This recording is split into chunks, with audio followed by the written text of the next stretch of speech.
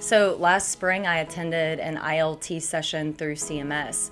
And for the very first time in all of my years, from elementary school all the way through graduate school, I actually left ILT training feeling like I had learned and retained information. Not that the ILT training wasn't awesome, but Keith Kramer was there, and he led our ILT group through movement. During the entire course of the 8-hour session, there were strategic places that movement was built into our learning, and I felt like I was attentive, I was engaged. I walked out of there feeling like I remembered things, and for me, the kicker was the movement. And so I knew immediately when I got back to Idlewild, that was something that I wanted to do with my students, and I wanted to go big.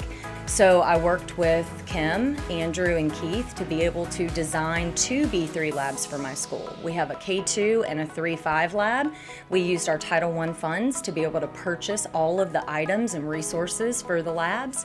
And we put in the active hallway decals. And I'll be honest, in the beginning, I was very worried about what would happen when we released some of the reins of managing student behavior and movement in the building.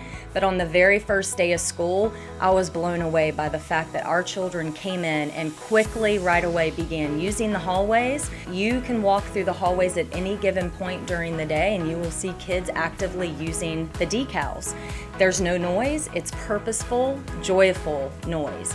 And I love it because my initial thought was, what if this disrupts the learning in the other classrooms? I didn't even know they were out there. You can walk through the halls at any given minute, see kids, but anything that you hear is just, it's joy.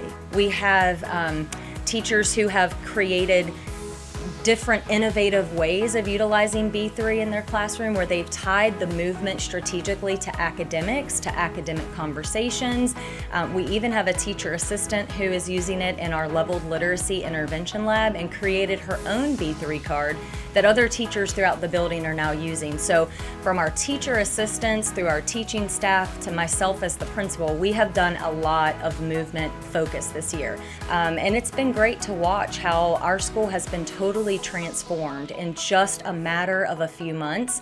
We've gone from having a very tiny makeshift B3 lab to being a premier movement school in our district, and honestly, I feel like in our state. And I think that if you are a principal, if you are a teacher, if you are any type of educator, you have got to increase the movement in your building. You have to figure out ways to be creative with it, whether you have a budget that you're able to use or you don't have a budget at all. There are many things that you can do that cost absolutely nothing.